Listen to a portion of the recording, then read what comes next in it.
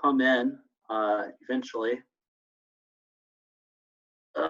So yeah, so I'll see people come in eventually, but I'll get started. So since you're the only person here right now, Charlie, you get free reins. So we're talking about applications of integration. So There's like essentially, 6 other people. I'm Say here that again? too. oh, Yeah, there's like Now 5 you're- other people. oh, I was just chatting with you and I didn't realize, oh, shit. Okay, there we go. All right. So, sorry, I was just chatting with Charlie. I didn't realize more people join in. So, all right, in that case, welcome, y'all. So, like I said, first review. Essentially, all the stuff we did back in Unit 1. That's essentially what application integration is.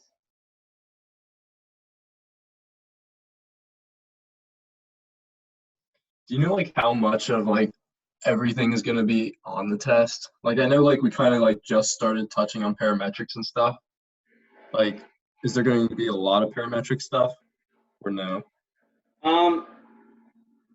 So, like I mentioned in a previous announcement, since we didn't have a test 3, assume that stuff after test 2 will be more emphasized, Okay.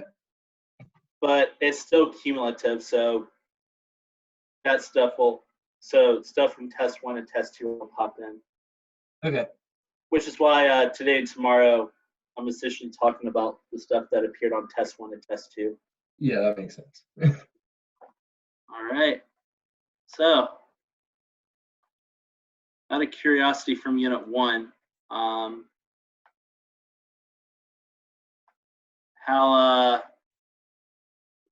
what do you want to talk about first?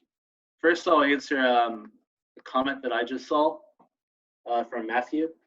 To answer your question, Matthew, it's going to be all of MyLab math problems. So from 11:30 to noon, which is our exam slot, or 11 a.m.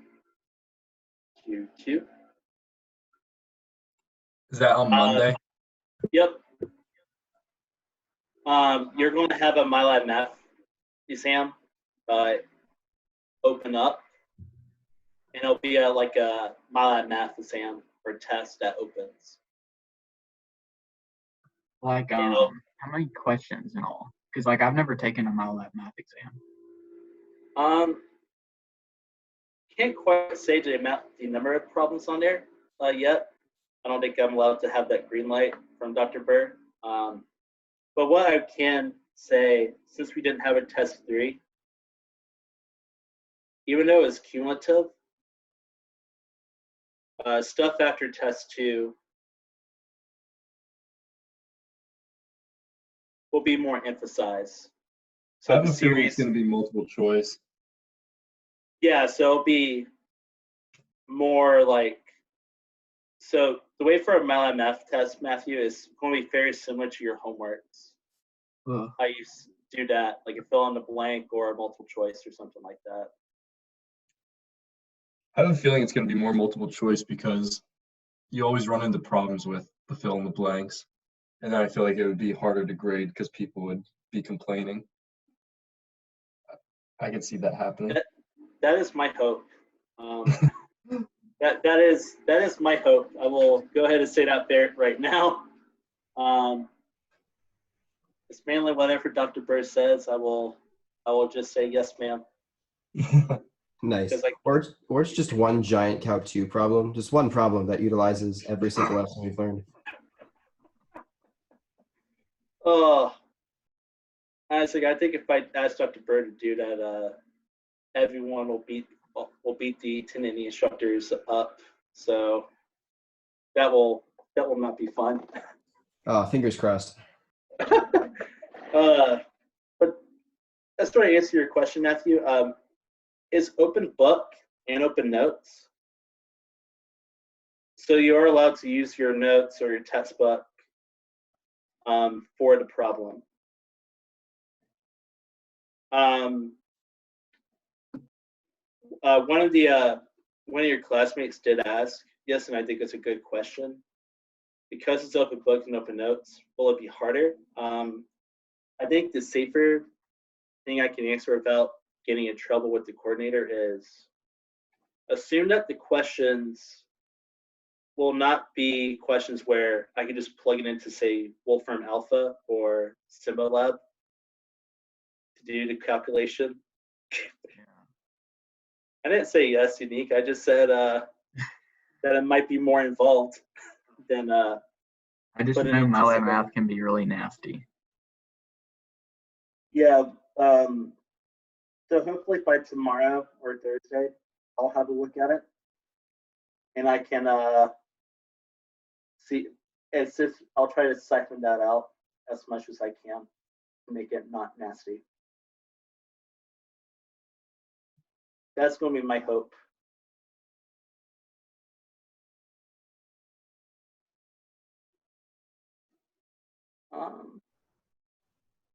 Is it going to require like a lockdown browser? I don't think so. That has not come into a conversation I had with Dr. Bird. And I think that's because since it's on MATLAB Math, once 2 p.m. hits, it hits, and you're locked out, period. So that's what I'm thinking Dr. Bird is relying on. But I can add some more details when I go chat with her tomorrow. But as of right now, no, Matthew. Like, I don't think a lockdown browser is required as of right now. Yeah. And that's just because I know MATLAB Math can lock you out of an assignment after a set time.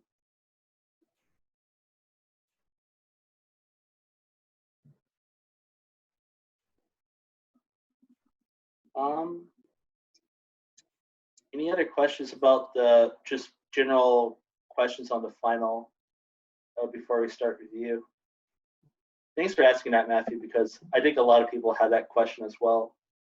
No, I'm just kind of worried because like it's nothing like we've taken before. I understand. Our goal is to our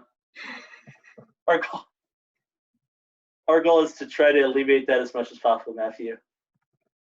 Oh man. So Andrew, I hope that doesn't happen. I hope that we make it as user friendly as possible. If everyone fails, I don't know. I'll probably cry a little bit. I don't know what we'll do in that scenario. But let's be realistic. Let's say that did happen. I feel like all the instructors will have a conversation just to make sure that we like try to alleviate that if every single student in 1080 had that to occur.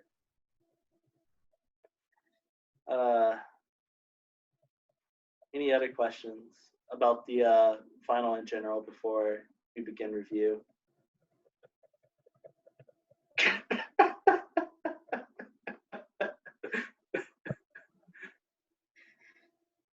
Oh. Anything I saw your comment and You know thing I it's have to true. say. You know it's true. And the thing I have to say is also did change to pass fail. So I mean, start these kids. I don't know. It's true. When you join a review session, it's like 6 participants, and you're like, Yeah. And Oh, 2 of yeah. them are you, and one of them's Catherine. So. Oh. Wonderful.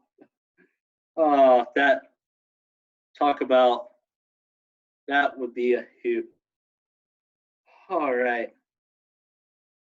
In that case, all jokes aside,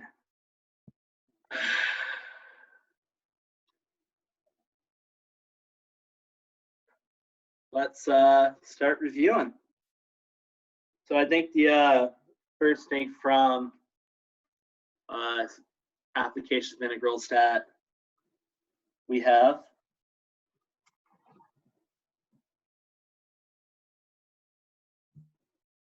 is disk/washer method.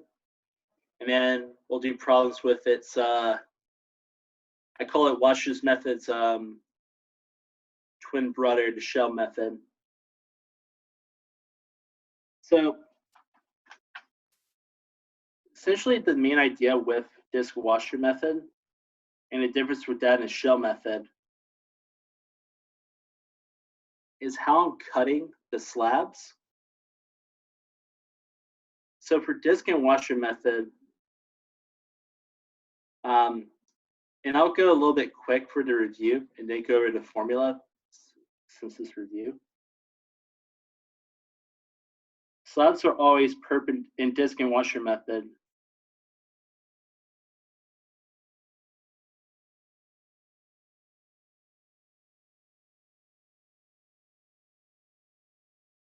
Is always perpendicular to the line that you're rotating.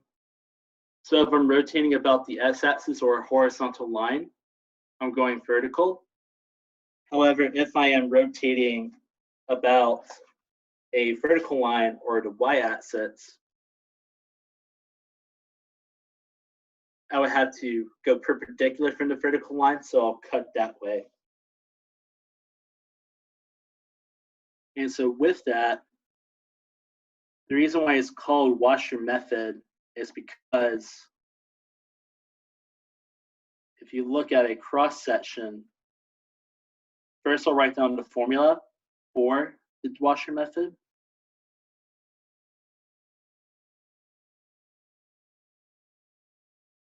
So f of x squared minus g of x squared dx. And this is disk and washer method when you're rotating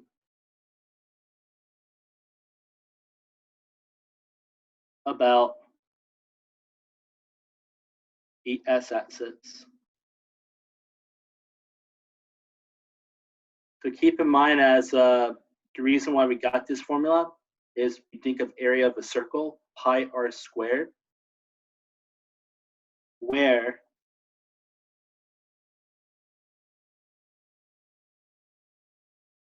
the function f is acting as my outer radius, and I'm subtracting away the area of the inner circle. So g is acting as my inner radius in that scenario. If I'm rotating about the y-axis, no tricks up my sleeve. Instead of a function of x, I'm going to replace the x's with a y. So pi f of y squared minus g of y squared dy. And that is my washer method rotating about the y-axis.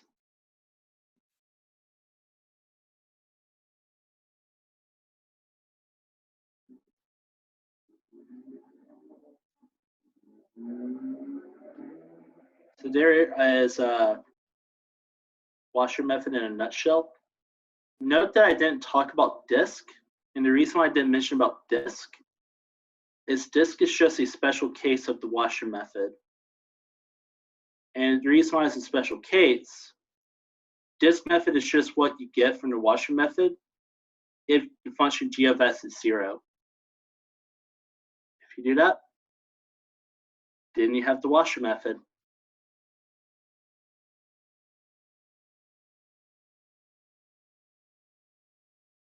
And so with that, let's have a little practice problem for y'all to work on with the disk and washer method.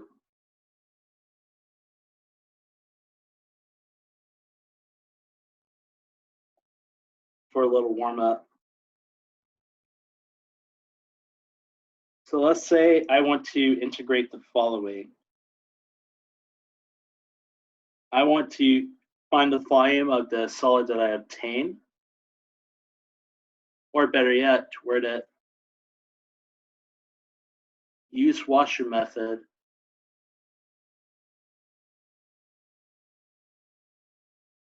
to obtain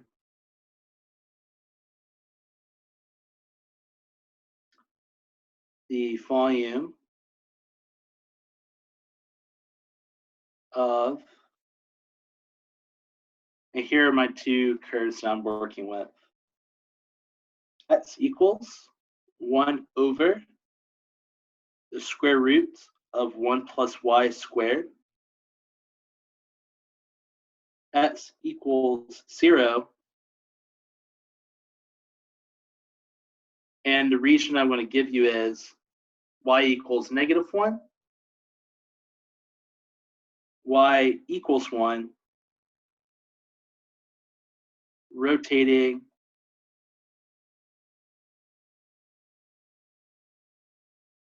about the y-axis. So that's going to be our first practice problem for y'all. Try to use the washer method to attain that volume. Give y'all a few minutes to work on that. For the people who have tended to assuming before, y'all know the drill. Everyone else, if y'all have a question while you're working on the problem, make sure that you post it on the chat and ask me, or you can unmute your mic and let me know. It'll be your call. I'll give y'all about 5 to 6 minutes to work on it, and try to find the volume that you get by using the washer method. All right. Like I said, if you have questions, please let me know.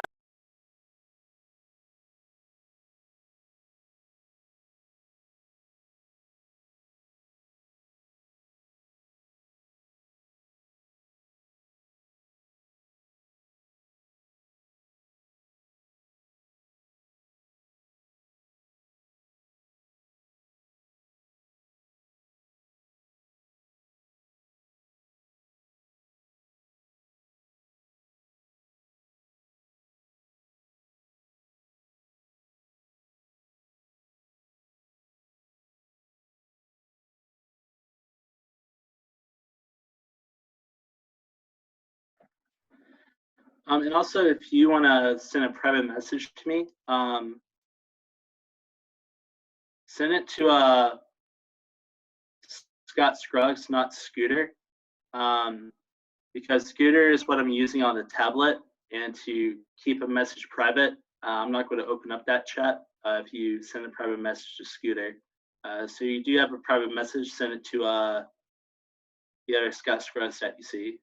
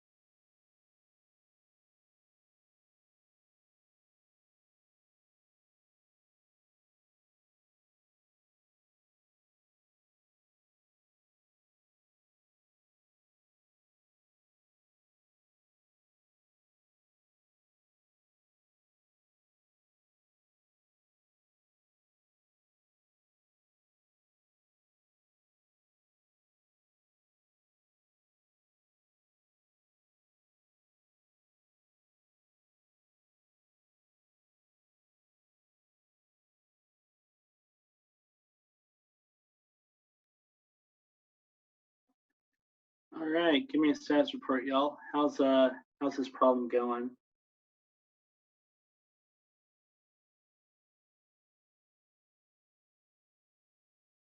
If you think you have the answer, you can go ahead and type your answer into chat.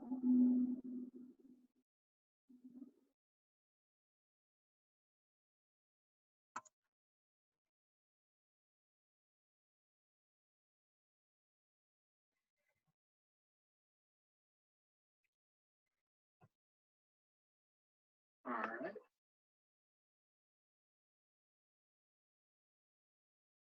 I'm gonna respond to that message.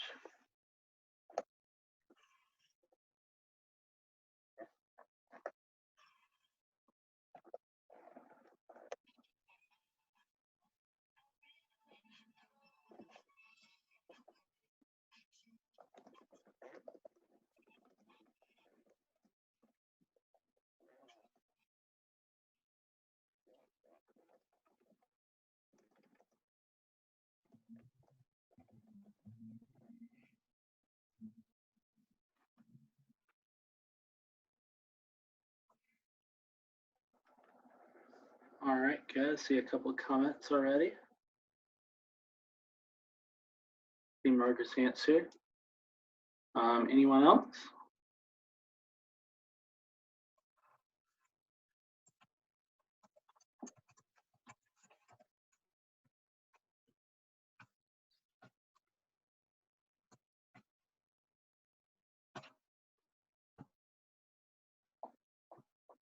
Go ahead and start going to the solution. Margaret, I say that your answer is right. It's correct. Let's figure out how we get that. So, I had the washer method, but we're going to have to figure out what our bounds are, what f of y is, and what g of y is, and then start integrating using the formula. So, I'm going to first try my best to draw what 1 over square root of y squared looks like. And as y'all know, my drawings look terrible. So pretend that it is a work of art as I draw. Here's y equals 1. Here's y equals -1. And then there is 1 over square root of 1 plus y squared. And because I have s equals 0, that's essentially the y-axis. So I'm trying to rotate this region around. So because I'm rotating about the y-axis and I want to use washer method, that tells me that my integral is going to be with respect to y. So that's the first thing I'm noting. Next, I want to set up my bounds. Since I have the two horizontal lines y equals -1 and y equals +1, and because I'm integrating with respect to y, that information tells me my lower and upper bounds for the integral.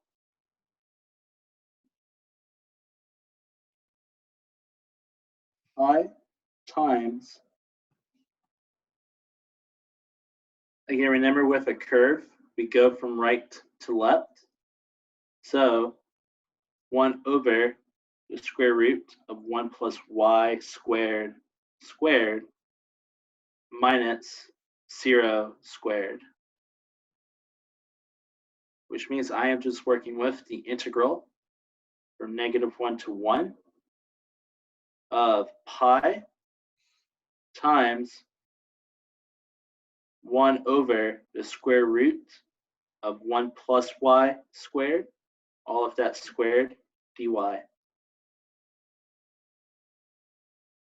Squaring a square root will cancel out the square root, meaning that I have, since pi is a constant inside the integral, I get to take that outside of the integral, and I have 1 over 1 plus y squared dy.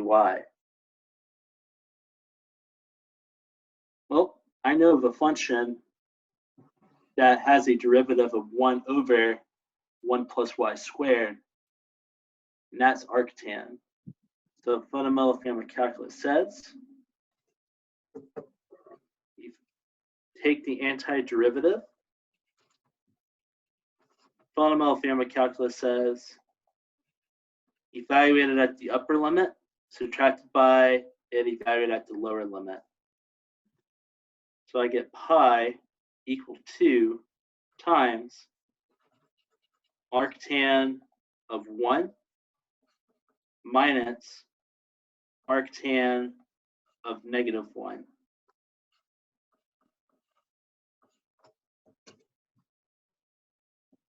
What's arctan of 1?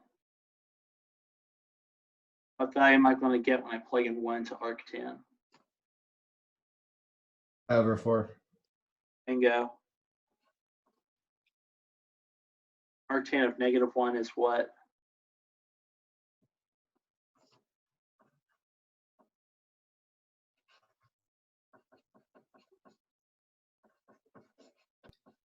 Negative pi over 4. Bingo. Yeah, I was about to say. Get the cheat on that. All right. Negative of a negative is positive.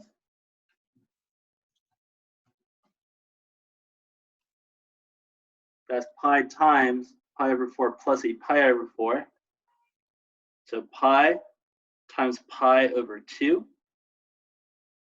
And then multiplying the 2 pi's together gives us Margaret's answer of pi squared over 2. And that gives me what the volume of that on that solid will be when I rotate about the y-axis.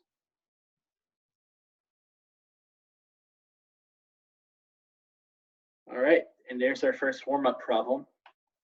If y'all have questions, type them in the chat. I'm going to get ready to talk about shell method, or kind of go about shell method in a nutshell and give another problem. So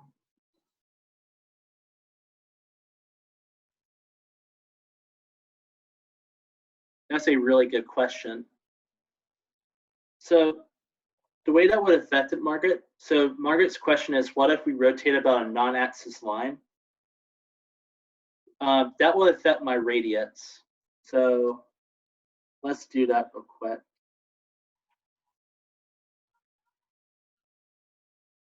So I'll put that as a topic. Rotate around a non-axis line.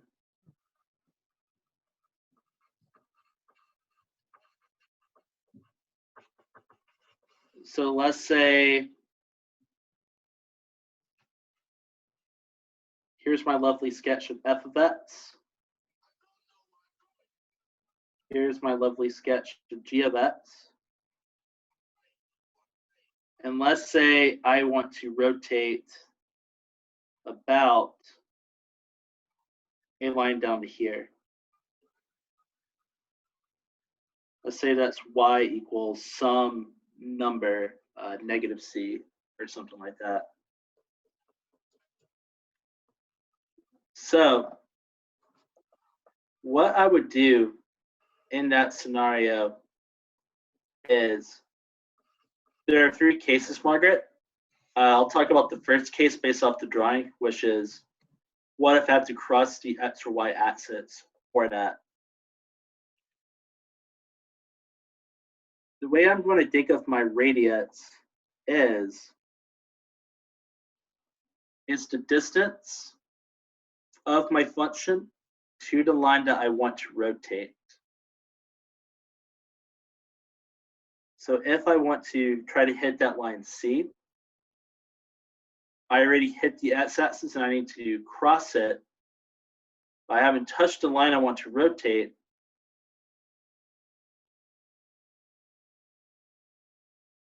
So I have to add C units before I hit the line that I want to rotate. And so what that means is, my radius for that circle when I do washer method will be f of x plus c. C is whatever that number is, how many I have to rotate. You don't have to do the exact same scenario with the function g. So my variation of washer method, if I have to rotate about a non-axis line, is when I set that up, I do the alteration with my where my radius is, and I would change it to f of x plus c squared minus the g of x plus c squared.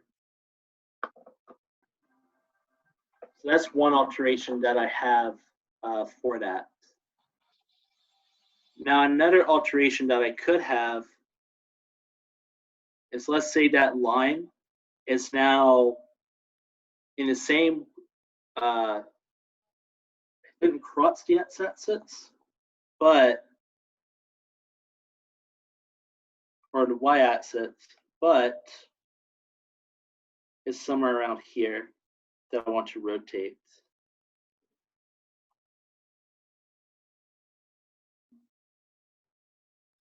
In this case, what I would do, yeah, that's essentially it. Unique is now a minus. Again, my same idea is my radius will be the distance that it takes from that function until I hit the line that I want to hit, which for the top function will be f of x minus c as my radius. And I would do a similar idea with c, but because c is located above the function g,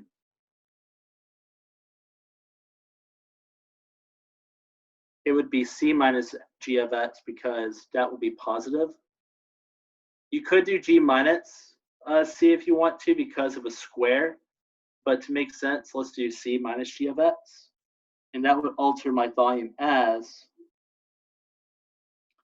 pi f of x minus c squared minus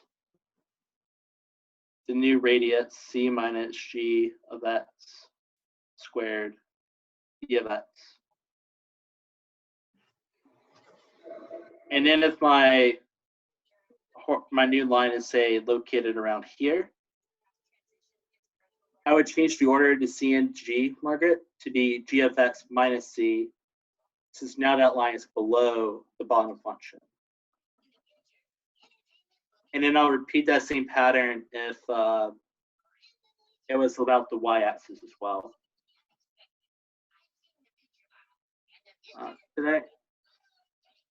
Whoever has audio going on in their background, can you please mute your mic? Thank you. Does that make sense, Margaret? That's how I would alter. And it's going to be the same idea if I rotate about the y-axis. And you're welcome. And it's going to be a similar idea with the shell method as well. And so there's washer method in a nutshell. Let's do shell. So the main difference between shell and disc is how I cut the slab.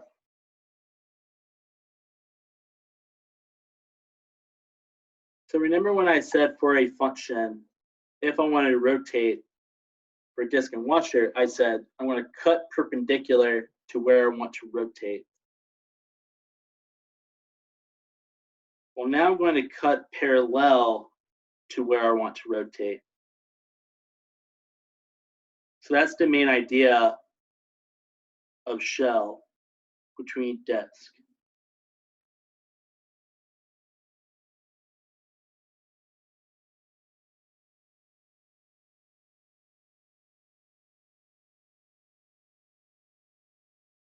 So if I want to rotate about the y-axis in terms of shell method, I'll be cutting it that way. And that affects our formula pretty drastically. Because unlike with disk and washer method, where if I'm doing disk and washer over a horizontal line, then I do dx. Or shell method, if I want to rotate about the y-axis, I'm actually going to integrate with respect to x.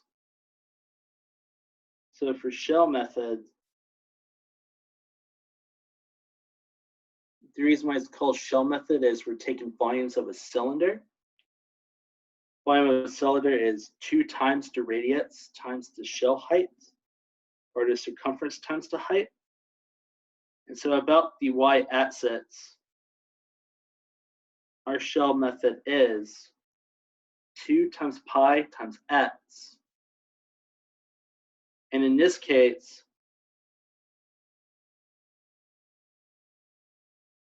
that x is acting as the radius of my shape that I'm forming. Multiply by the height, and that's where f of x minus g of x is going to come into play. So in this case now, my radius is now x, the variable, and the f of x minus g of x that you see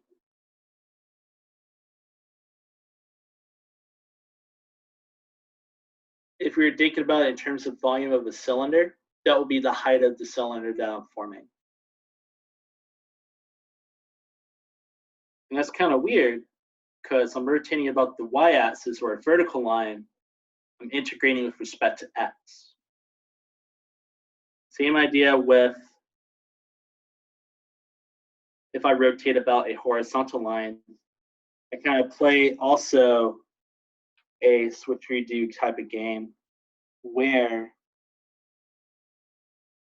my integral will now be with respect to y. My radius is now the variable y, and my two functions are functions of y.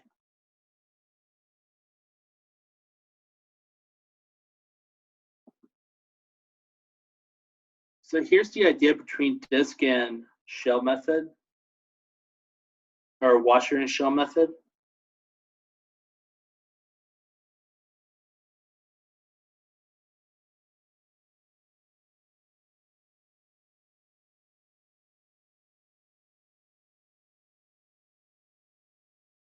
It'll give you the same volume.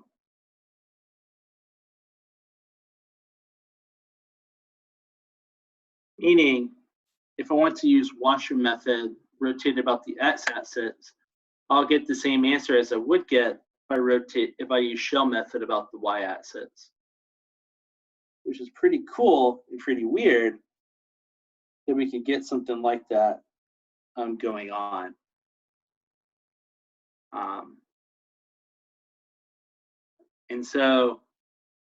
And also back to what you mentioned before, Margaret, for rotating about a non-axis line for shell method.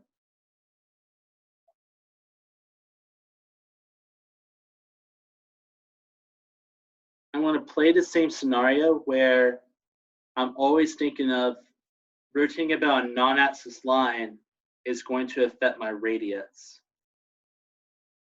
So let's say I'm rotating about the y-axis and I want to use the shell method.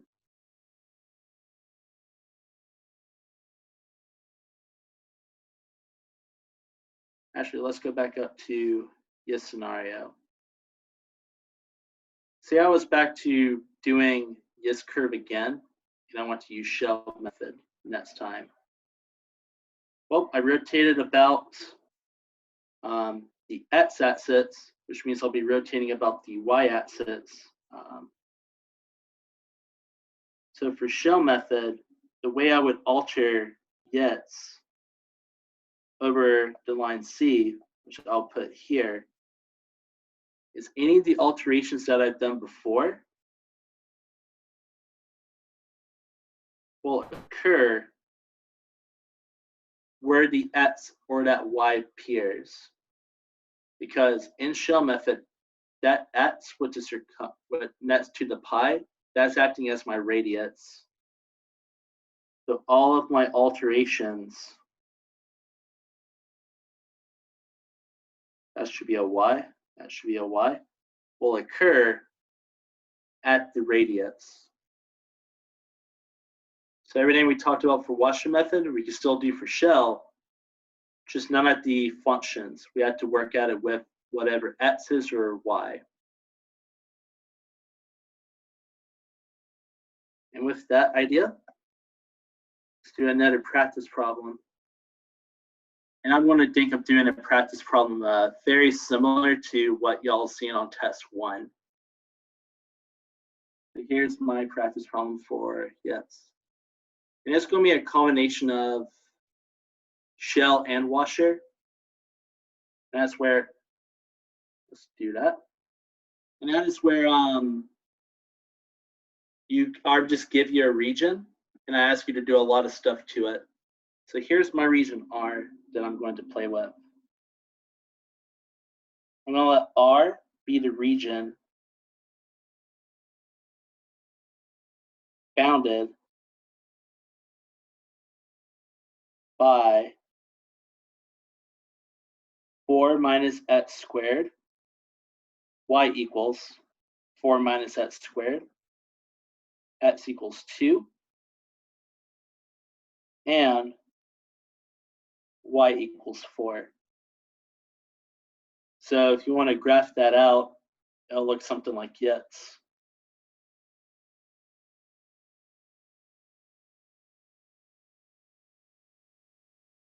There's my y equals 4 minus x squared. Here comes my x equals 2. And here comes y equals 4. Let's try to make that better look like y equals 4. Again, that's supposed to be a horizontal line, but because I'm not the best artist on the planet, take that drawing with a grain of salt. And so the region R is what's shaded in green, what that will look like. So part A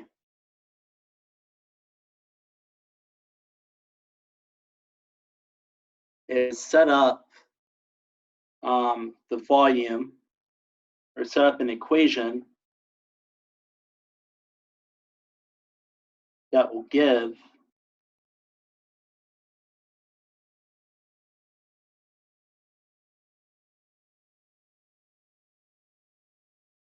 the volume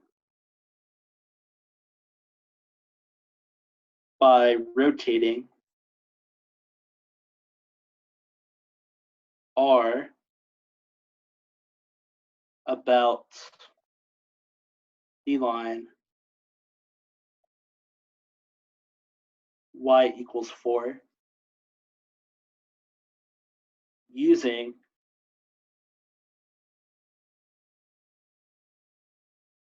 the disk and slash washer method.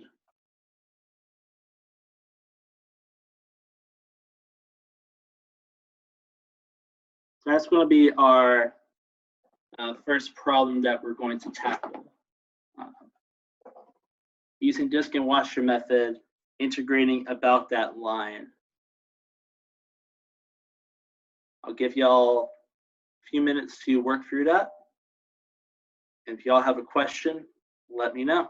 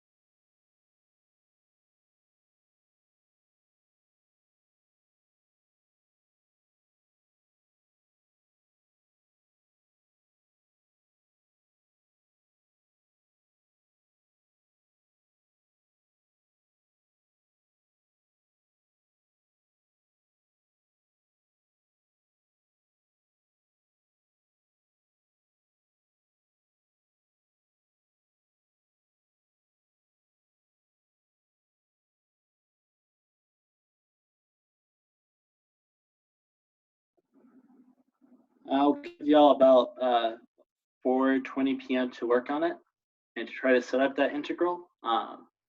Like I said, if y'all have questions about setting that up, please let me know, and I'll try to answer those questions.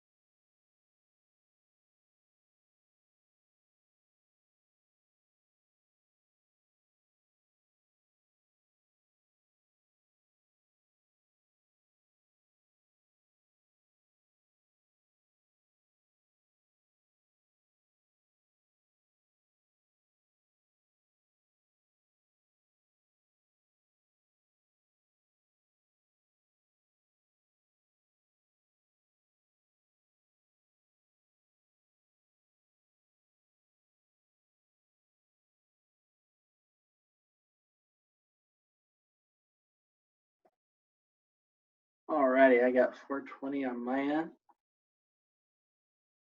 Would have been poetic if to refute us yesterday to do that 4:20, but here we are. So let's set up that bound, or let's set up that integral. First, since I'm rotating about y equals 4, and that is a horizontal line, and I want to use disk and washer method, my integral or my volume will be an integral with respect to x. So that's going to be the first thing that I'm noticing. Disk washer, horizontal line, my integrals with respect to dx. For the bounds of my integral, since I know with respect to x, I look at my region R, and I figure out what is my lowest value for x to be, what is the largest value for x to be. Most of the time you're given a graph, but let's say we don't have a graph, how can we determine that? And we do it by intercepts. So given the intercept, y equals 4. So in that region, I'm going to have a bound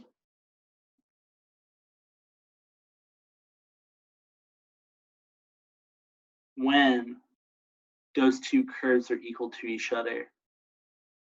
The reason why I set those equal to each other, I'm bounded by y equals 4 minus x squared, y equals 4, and the vertical line x equals 2. So I want to figure out where y equals 4 and 4 minus x squared intersect. And I want to also figure out where the 4 minus s squared and the s equals 2 intersect. But that's pretty telling. So I solve for x, but that's not really for that, I'll have, if I move the 4 from one side to the other,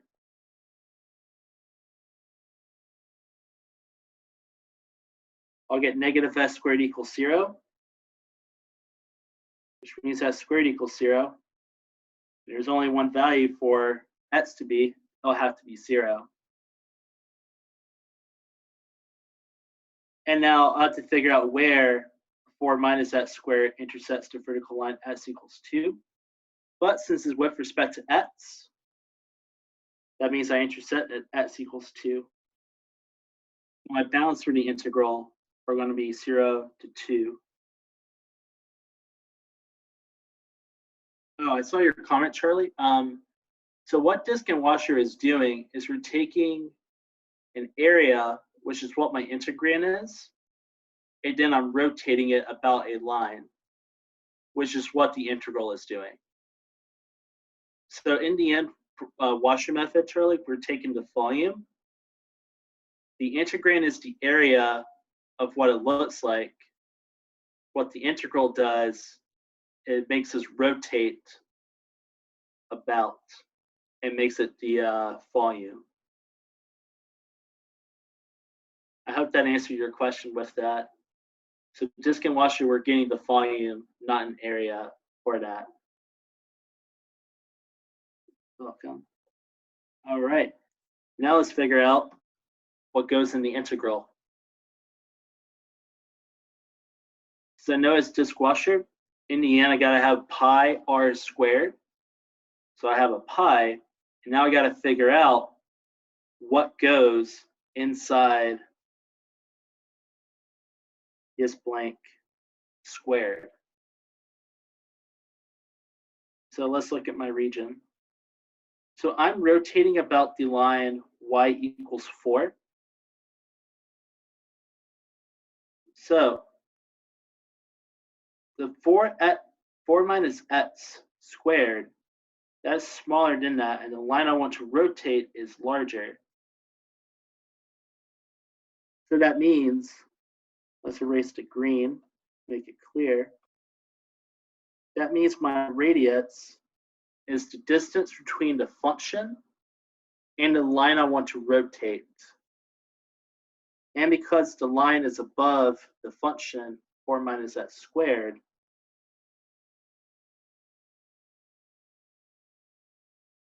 it's going to be 4 minus x squared. Because 4 is the line I want to rotate, and I'm subtracting it by the function y equals 4 minus x squared. Which means inside the squared, I have 4 minus x. Let's make that a prettier x squared. And that whole expression is being squared. I don't have a g of x or a function underneath it. And so because of that, that's why I don't have a minus another thing squared.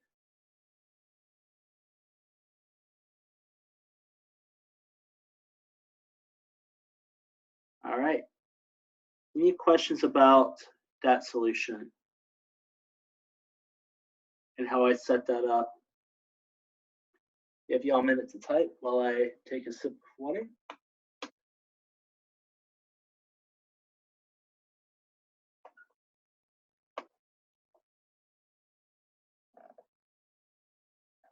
And now we move on to the second part of this problem. And again, like I said, if you have any questions about any of the previous problems, my policy is interrupt me via the chat or or I'm muting your mic and let me know. All right, so here comes the second part. Essentially, it's going to be a repeat of part A, except this time, I want you to set up the integral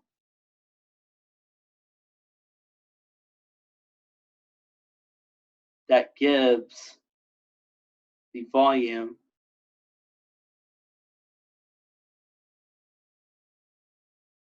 of the solid by rotating our region R about the x-axis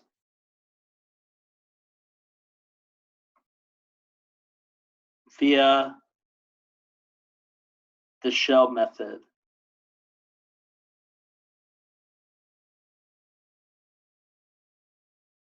So now with that exact same region that we had before, set up an equation to give us the volume of the solid if I want to use the shell method rotating about the x-axis. Give y'all about 5 minutes to work on that. And if y'all have questions, let me know.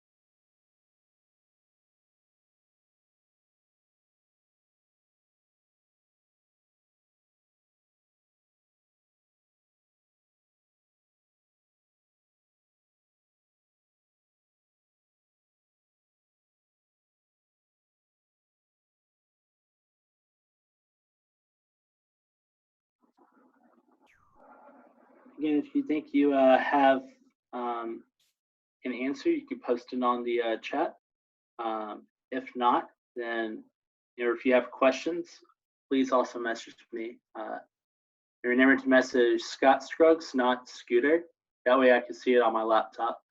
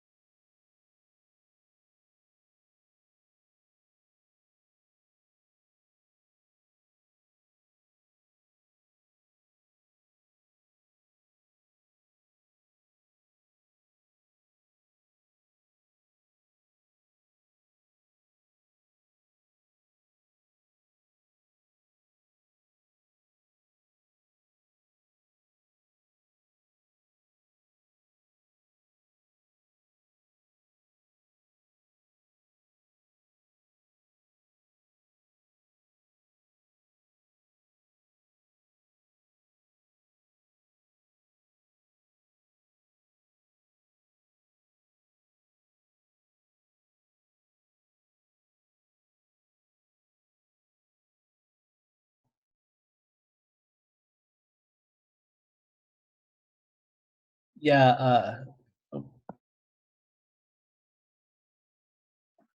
Yeah. So I'm assuming you're asking everybody, James, but I don't know, mainly because since I'm a graduate student, I kind of just registered for whenever. So I'm definitely not the person to ask when fall registration closes.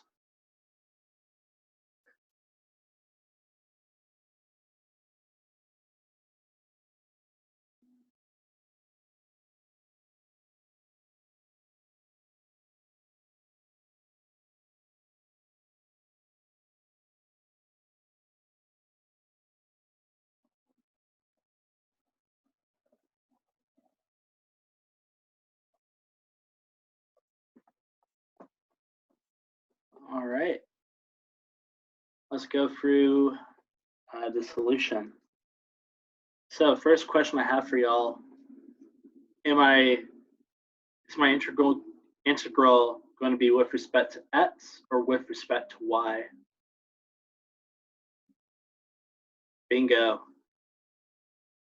Because I'm using shell method and I'm rotating about a horizontal line, for the shell method, I'm going to integrate with respect to y, not with respect to x. So that means everything that I do is going to be with respect to y. So now let's figure out what my bounds from the integral are. So the s-axis is my center of what I want to rotate around. So that means I'm going to have to follow the intersect for yes. So my lower bound is 0. And because I have a horizontal line at y equals 4, that's the highest I can go for y. So that means my bounds for that integral are going from 0 to 4. Times 2 times pi times the radius. And now I got to figure out what the height of my cylinder is. Since I'm now integrating with respect to y and not with respect to x, to figure out the greater function, which is the rates of y equals 4 minus x squared, I'm now going to read from right to left. In this case, the rightmost function is x equals 2. And the rightmost function is going to be y equals 4x squared for that. However, since I'm integrating with respect to y, I can't have a function with respect to x, which means I'm going to have to solve for x and rewrite that. So let's first write down 2 minus 2 to represent reading from right to left. 2 is my greater function. And because that's my innermost function, that's what I'm going to plug in. But I'm going to have to solve for x because my integral is with respect to y. So first, solve for x squared. Move that over to one side. That means I'm going to get 4 equals 2 y plus x squared. Move the y to the left-hand side. I'll get 4 minus y equals x squared. Take the square root, and I'll get the square root of 4 minus y equals x.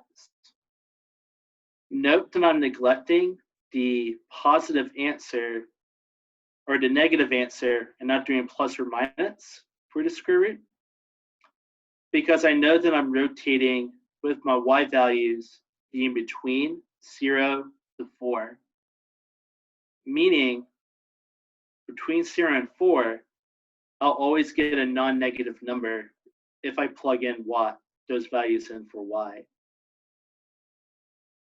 And that will be what I have to go inside for the g of x or the g of y. And that gives me my volume via the shell method about the x-axis. Again, if y'all have a question, make sure you let me know. I'm going to start writing down the next part of the problem for this can washer method and shell method.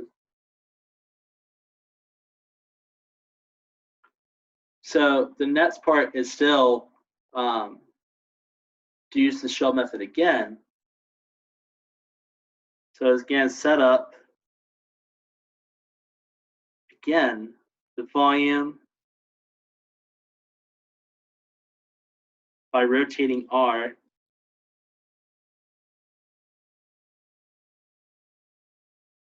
around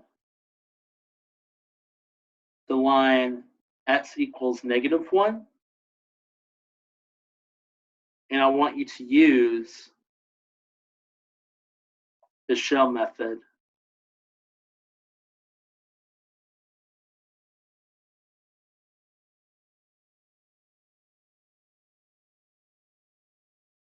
So the last part of this problem is, now set up the integral that gives me the volume of the solid obtained by rotating that region about the vertical line x equals -1 via shell method. I'll give y'all until about 4 to 5 minutes to work on it. And if y'all have a question, let me know.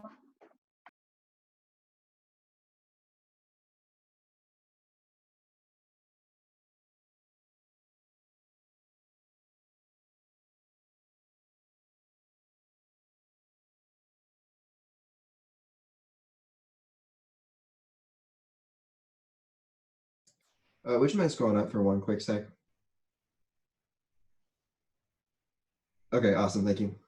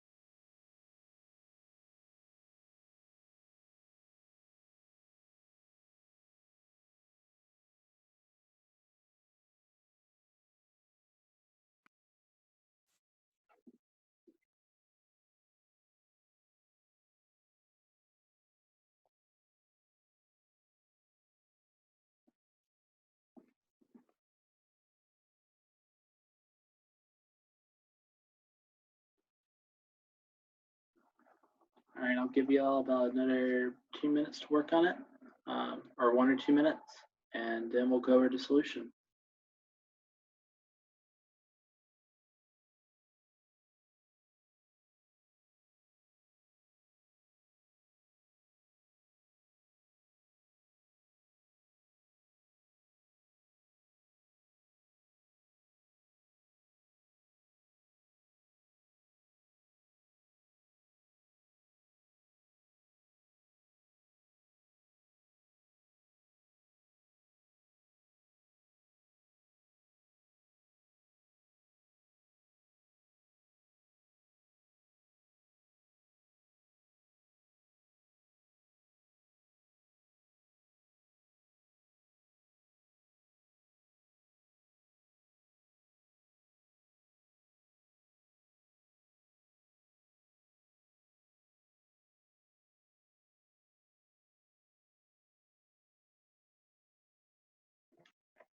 Alrighty, let's go over to solution. So, since I'm rotating about a vertical line and I want to use shell method, that means my integral is going to be with respect to dx because of that.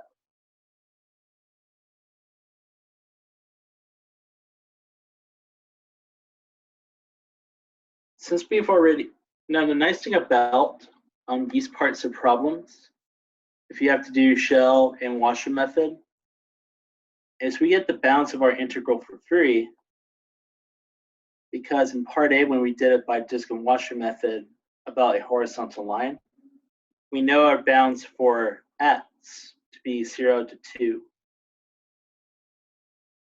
That does not change with that shell method. We get that portion for free. Now, since we're doing shell method, it's going to be 2 times pi. And now that I'm rotating about another line x equals -1, that means we are altering our radius.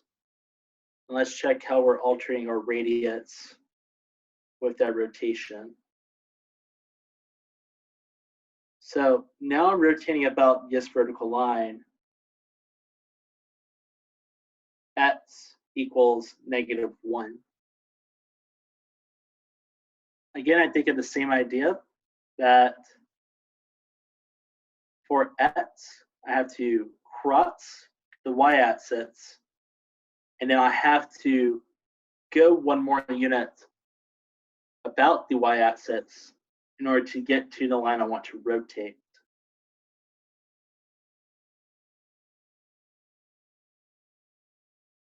So that means my new radius is going to be x plus 1 via shell method.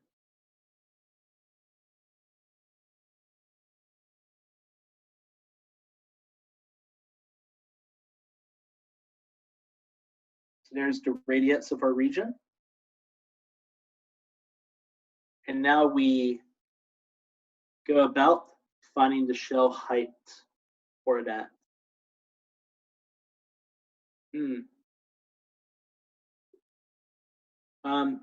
The reason why it's not with terms of y infinity is I'm doing shell method, and I'm doing it about a vertical line. So because I'm doing it via shell method, my variable rotation is going to be different than the line I want to rotate. So with shell method, if I'm rotating about a vertical line, it's with respect to dx. And with shell method, if I'm rotating about a horizontal line, my integral will be in terms of y or dy. So that's why I'm working with dx and not dy in this problem. If it was washer method, I would be using dy, but because I'm doing shell method, I'm working in turn. My integral will be in terms of x and not in terms of y.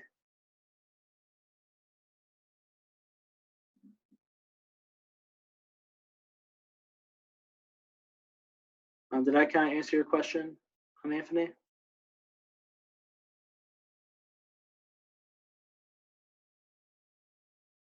Okay. So now we find the height of my cylinder.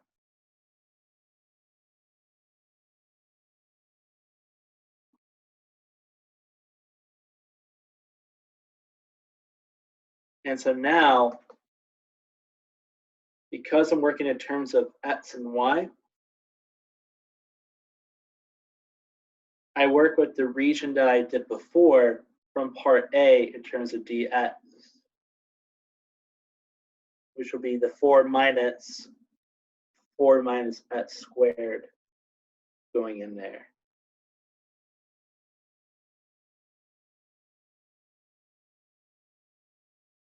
And I agree with you, Chigel. I always think of horizontal and vertical. So I'm rotating about a vertical line, and I'm using shell method, which means I'm integrating with respect to dx.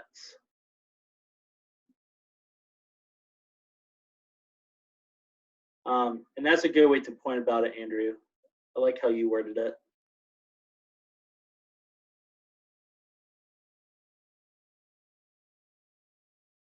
All right. Any questions about part C?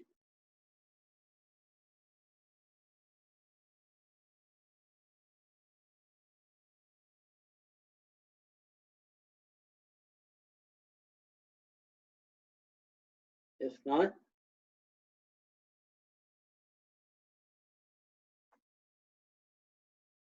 time to move on to the next application of the integral, which is arc length. And what arc length is telling us is how long is a curve if I look at it from point A to point B. And so for arc length formula, the way that to remember it is if I have a function y equals f of x, then my arc length is going to be the integral from a to b,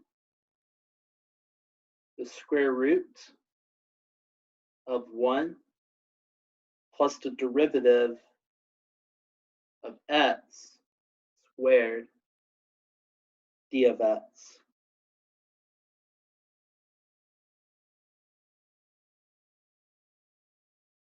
So if I want to take the arc length with respect to x, my arc length is going to be the integral from a to b, the square root of 1 plus f prime of x squared. Now let's say I have a function with inputs y and outputs x.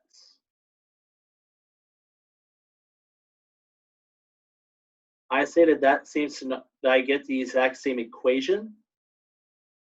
The only difference is my integral will be with respect to y and not with respect to x. And that's going to tell me the length of a curve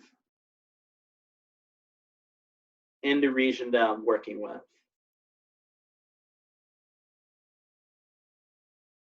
And so with that,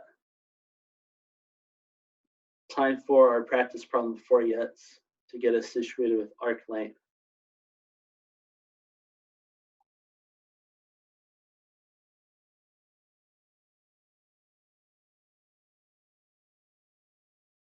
So using those formulas,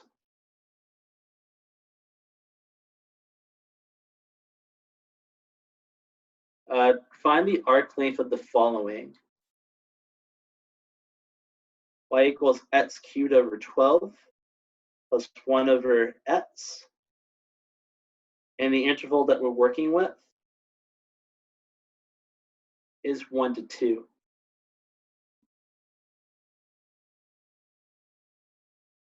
So for our next practice problem, try to find the arc length of this curve on the interval 1 to 2. I'll give y'all about 10 minutes to work on it. And if y'all have questions, let me know.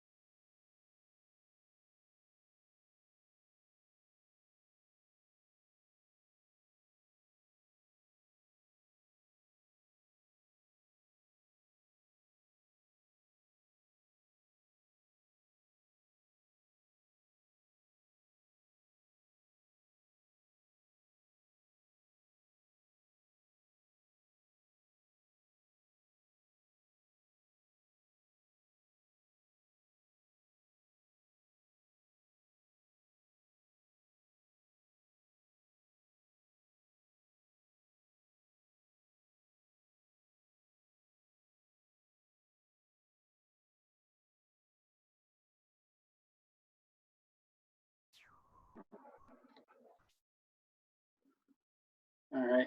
If you think you have the solution to the problem, you can type those on the chat. Or if you have a question, let me know. Quick question. So with simplification, is it recommended that once you derive your f of x function, that you get a common denominator before adding one? That would be highly recommended for the problem. Okay, good, good. I was just making sure. Now you're good.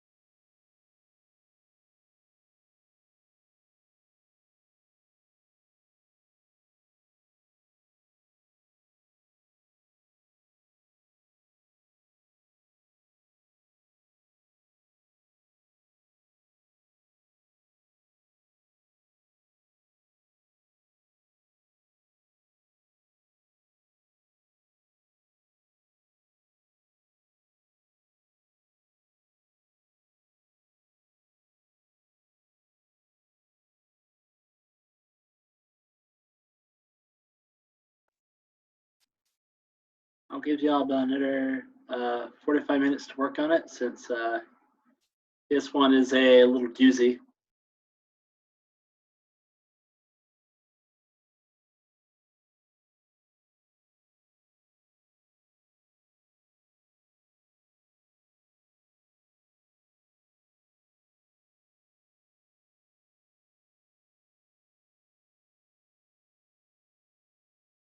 I said 5, not 45. If it sounded like I said 45, I meant 5 minutes.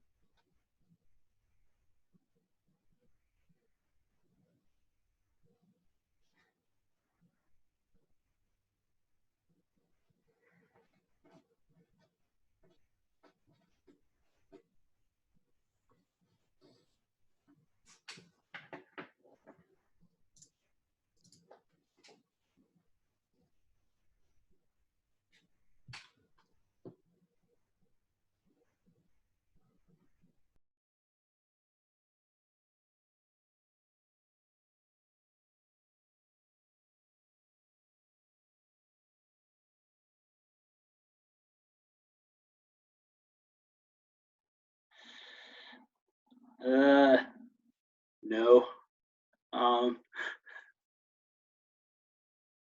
Natural log of 2 is not in there.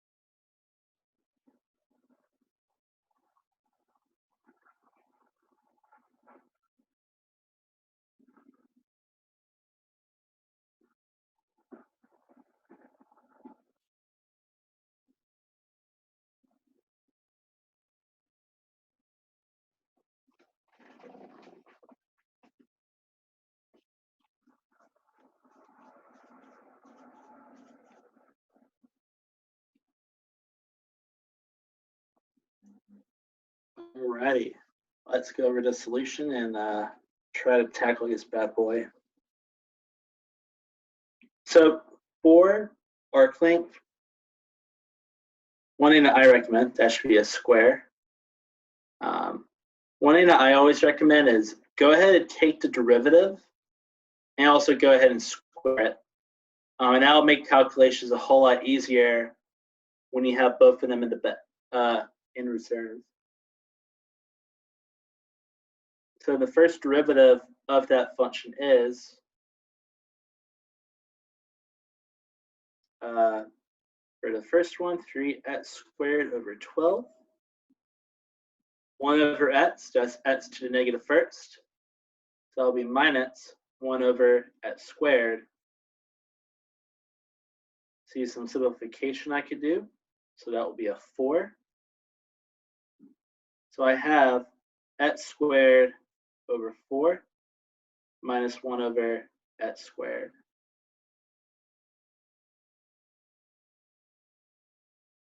I saw your comment, Unique, and yeah, we do need to square that for formula. And when we square that guy, it's going to be x squared over 4 minus 1 over x squared squared. So x squared over 4 minus 1 over x squared times itself. Let's see what I get. First, s4 over 16. Last, I just get a minus 1/4. Inner, outer, I get a minus 1/4 again. Plus 1 over x to the 4th. Combine like terms. And I get for my derivative squared, x to the 4th power over 16 minus 1/2 plus 1 over x to the 4th power. And so this whole thing is why I get to plug in into the arc length formula.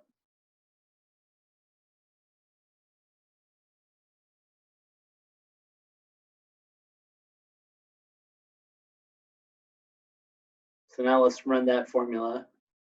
So our length equals the integral of the region we're working in. Since we're working on the interval 1 to 2, those are going to be the bounds of my integral of 1 plus this whole thing that I'm going to plug in, x to the 4th over 16 minus 1/2 plus 1 over x to the 4th all over the square root dx. So with a lot of arc length formulas, as y'all gather from working on it, a lot of it's going to revolve around simplifying the stuff that's inside the square root. So let's try to simplify as much as we can. First thing that I notice, I have a plus 1 I have a minus 1/2. So I can combine two like terms together, and I get the integral from 1 to 2. Let's give me, there we go. There we go, more room. Of x to the 4th over 16 plus 1/2 plus 1 over s to the 4th, all this side is square root dx. And so now what do we do here? My thought process is, since I'm inside the square root for the arc length, I want to try to cancel out the square root if I can. And so with that, my end goal is to rewrite what's inside my square root as something being squared, so I can simplify that. And what you said is right, Unique. I'm gonna find a common denominator, and then hopefully I'll take a square root and it'll be nice.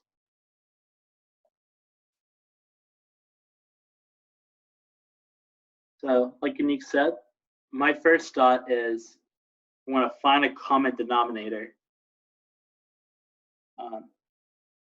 I'm pretty lazy in terms of my common denominator. So I'm going to pick the laziest option that I can. That's going to be 16 times x to the 4th. I chose 16 times x to the 4th because 2 times 8 is 16, but I still have that x to the 4th. So I multiply by my denominators. I look at my first fraction.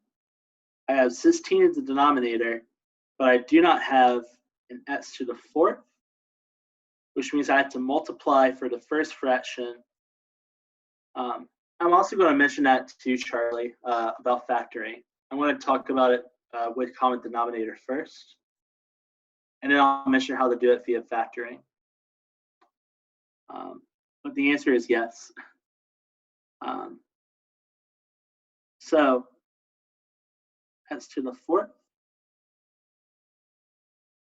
x to the 8th, because s to the 4th times x to the 4th will be x to the 8th. I have 2. I don't have the 16. I don't have an x to the 4th. So I had to multiply by 8 times x to the 4th. And for the third fraction, I'm missing 16. So I had to multiply by 16.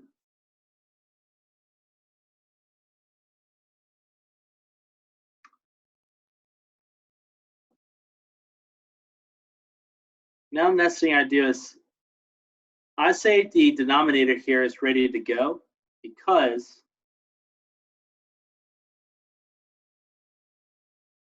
I can rewrite 16s to the 4th as 4s squared squared.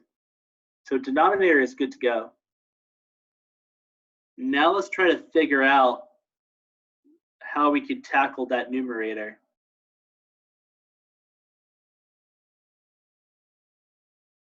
And I'm going to do some scratch work on the side, kind of justify what I'm about to do with the numerator. So I claim that my numerator is a quadratic hidden within that guy. Here's why I say that. I'm going to rewrite x to the 8th power as x to the 4th squared plus 8 x to the 4th plus 16.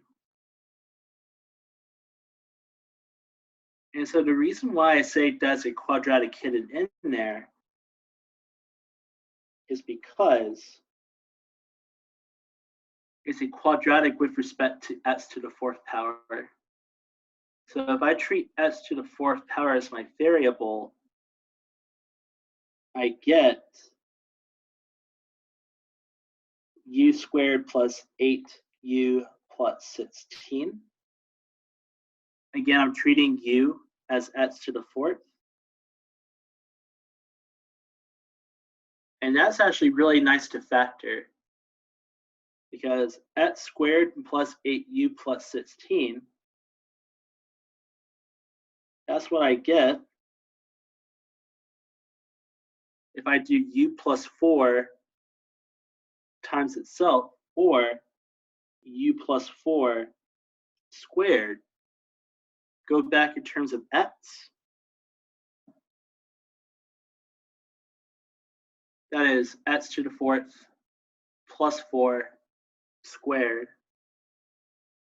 Meaning I can rewrite what's inside my square root as x to the 4th plus 4 squared over 16x to the 4th, or 4x squared squared dx. I have a square in the numerator, I have a square in the denominator. The square root gets to cancel out. So I'm just left with now the integral from 1 to 2 of x to the 4th plus 4 over 4x squared dx.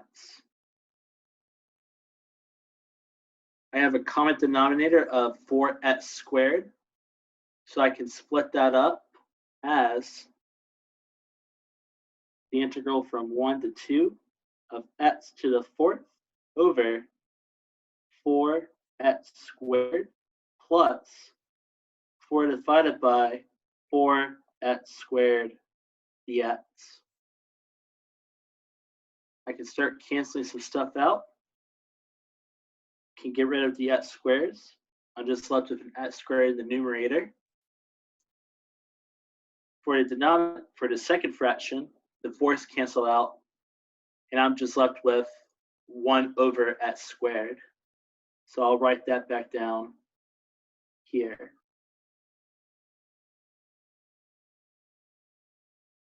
Squared over 4 plus 1 over x squared dx. And now I'm going to take the antiderivative.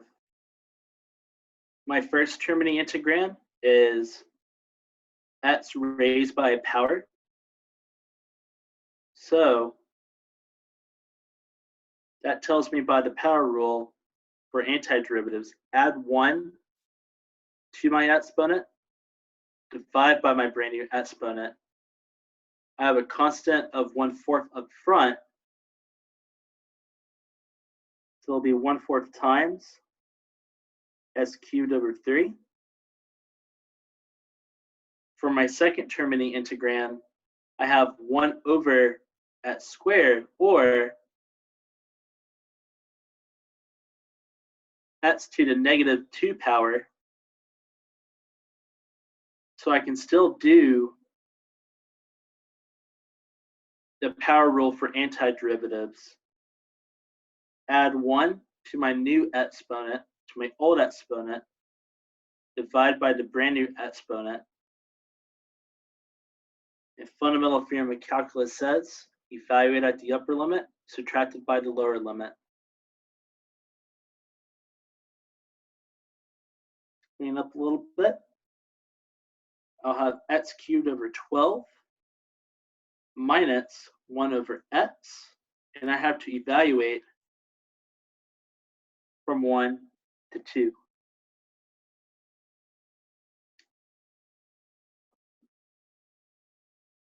Plug in 2, I get 2 cubed over 12 minus 1/2 minus 1 over 12 minus 1.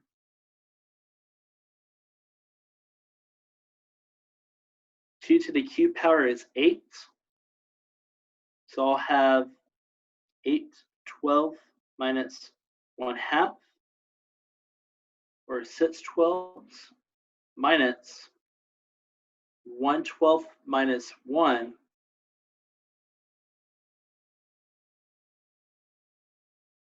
So that means we're going to have 2 over 12 plus 11 over 12 So my arc length for this curve is 13/12. Charlie, to go back to your comment, yep, we could factor. And that's going to be what I mentioned. So one method that I got rid of the square, and I'll go back up and scroll up. There we go. Show y'all. I did a common denominator first, and then I try to rewrite everything as a square of the numerator and denominator. There is another way that we could do that, and that's what if I didn't do a common numerator or denominator, but I decided to factor. So let's check what changes if I do that.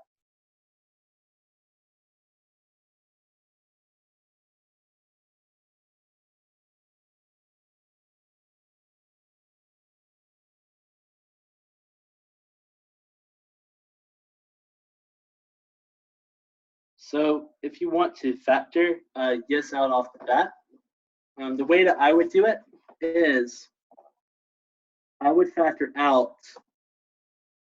either the x to the 4th or the 1/s to the 4th. In this case, I want to factor out the 1/s to the 4th from everything, and let's see how that changes my answer.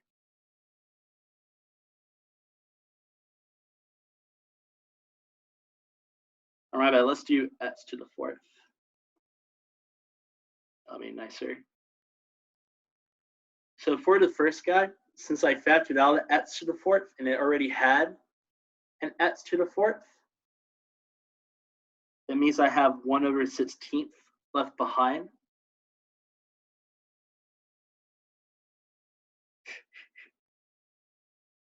Plus 1/2. I didn't have x to the 4th originally, so I would have an s to the 4th in the denominator, so that when I distribute the s to the 4th back in, I would get that. And because I factored an x to the 4th out, I would have an x to the 8th about there. And now I say that I get to play the same game that I did before. I still have a hidden quadratic, only this time my x squared is a quadratic in terms of 1/s to the 4th.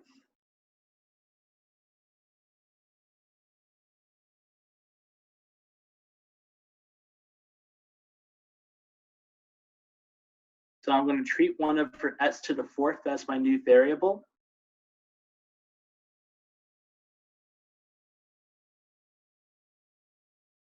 So let's do that. So x to the 4th. Let's call that my new variable u. 1/16 plus 1/2 u plus u squared. And I say that that could be squared because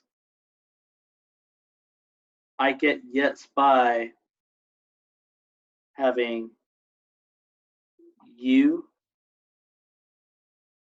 plus 1/4 times itself. So u plus 1/4 squared, and since u was equal to x to the 4th, that will be 1/x to the 4th plus 1/4 squared. And then I would move that inside the square in order to give me my final expression in terms of x for that. So yeah, lots of fun. So like you said, Charlie, I could factor if I wanted to. Or we can combine, do a common denominator or numerator. It's your pick. And Unique, if you want to call it the make numbers from nothing option, it didn't come from nothing. It came from something. So with arc length, I say pick the method that you think will help you to get rid of that square root easier. So that's going to be my philosophy for that, is go with the method that you think will help you get rid of that square root easier.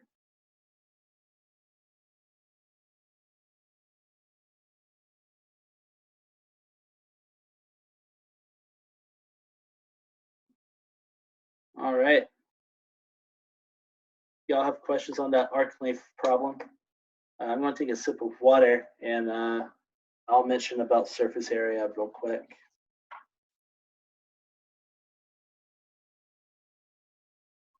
So if y'all have a question, let me know. If not, now let's do a quick recap for the last few minutes we're together on surface area.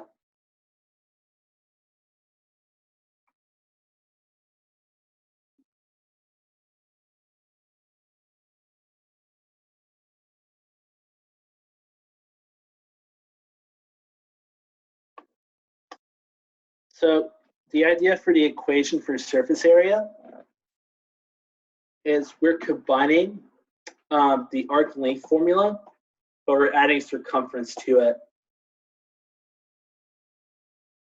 So if I'm getting surface area about the x-axis,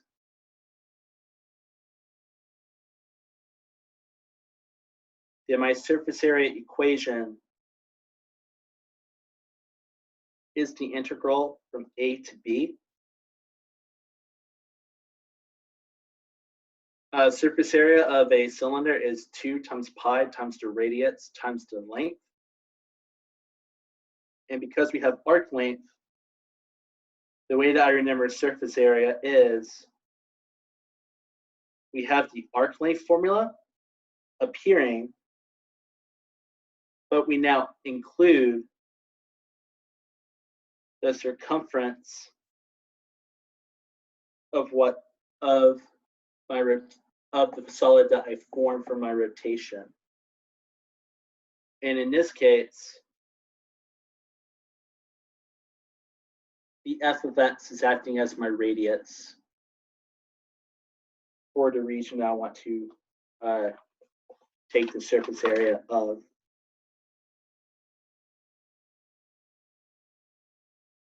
And if I'm taking the surface area revolving around the y-axis, that is the integral from C to D.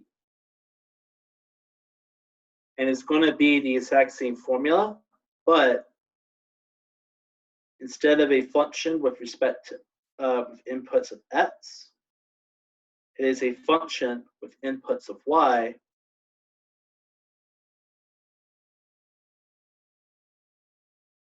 Going in there. And so that's how I remember surface area. Is my arc length formula popping in, but I have an extra catch within my integrand. And that is the 2 times pi times f of x. Or if I revolve around the y-axis or a vertical line, 2 times x times a function with inputs of y.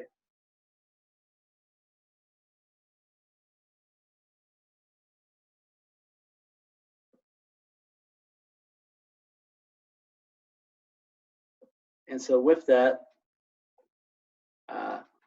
for this practice problem, I'll work through yes. So, and this will be a 2-part problem. So let's say that I want to have a curve and it is y equals 8 minus x squared. And I give you that the region is between 1 to 4.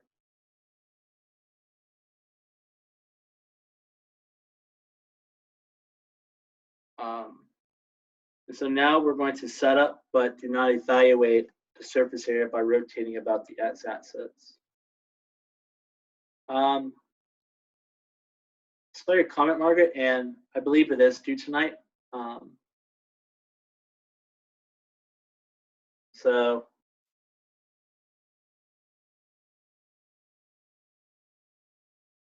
yep. And after these two problems, if y'all have questions on the MyLab math, we can answer that since it's close to our time up. So with part A, set up an equation for the surface area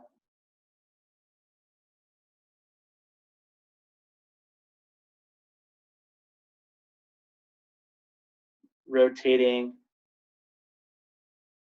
about the x-axis.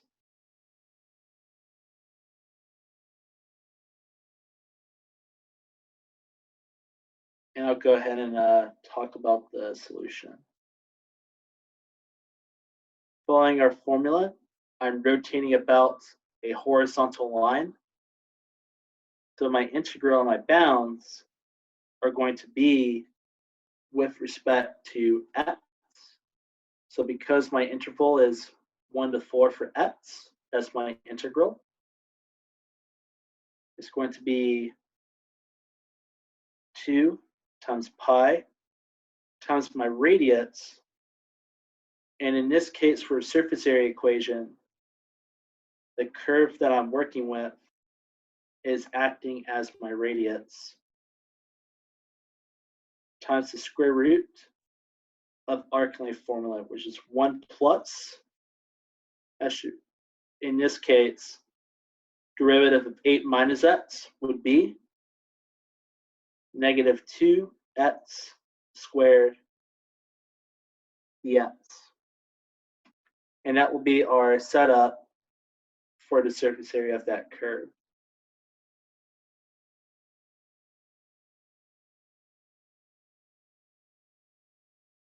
Now I could ask,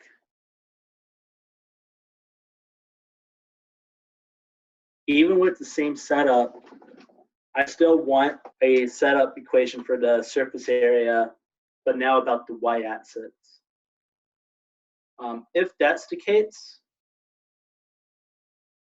then with that same curve that we have,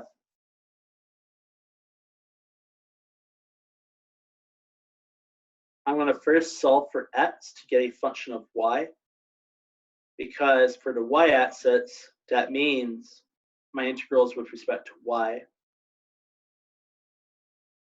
So that means adding both sides by s squared and subtracting by y. It'll be 8 squared, x squared equal to 8 minus y. Taking the square root, I'll have the square root of 8 minus y. Note that I'm neglecting the positive or minus sign because I already know x is in between 1 to 4 because I'm given that, which means I know that x has to be positive, so I can neglect the negative answer and only keep the positive answer. Now the next setup is for my bounds for that equation.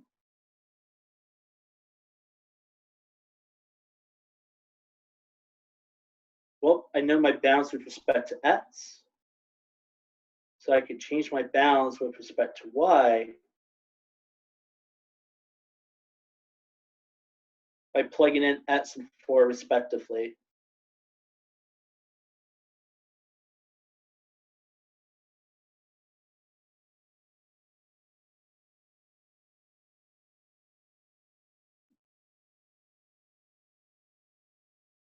So in this case, I'm going to have an integral going from 7 to -8.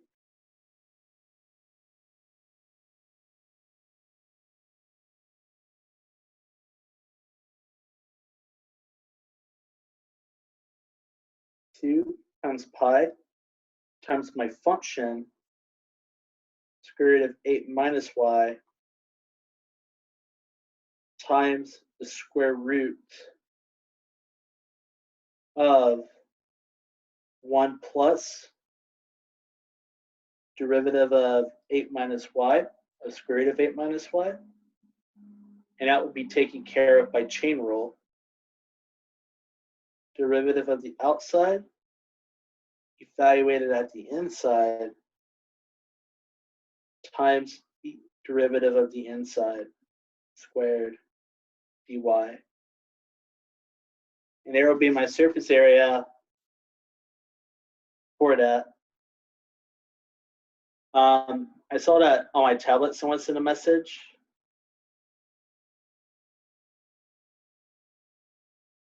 Are you talking about the 1/2 up here, Nate? The reason why I have the negative is for the integral of our function, I have to do chain rule. And so when I take derivative of the inside, I'll get a -1. So that's why I have a negative sign there.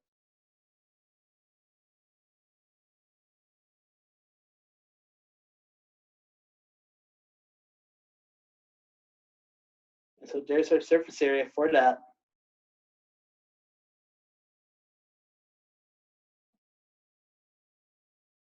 Alrighty. So I have 5:35 on my clock. Does anyone who is still at the Zoom meeting, do they have any questions for me while I'm here? Yeah, on the exam, are we going to be asked to evaluate the surface area at all? Most likely, it's probably going to be just like test 1, where you're just asked to set up. Okay. Because the Okay. goal is to, because as you see from the equations that I got for the problem, they're definitely a lot more involved, and I think the goal is to know how to set it up, not grind over how to actually calculate that integral. Okay. Because I got carried away evaluating the X one, then I went, wait, I think that's useless. Oh, yeah. Yeah, for the previous one, it's probably going to be nasty. I'll Okay, probably tell awesome. you that right now. Nice. Okay. Have a great day, Scooter. All right, you too, Anthony.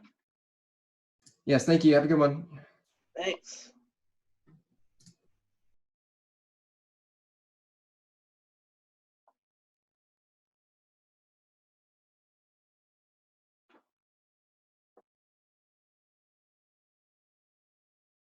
Oh, hold on.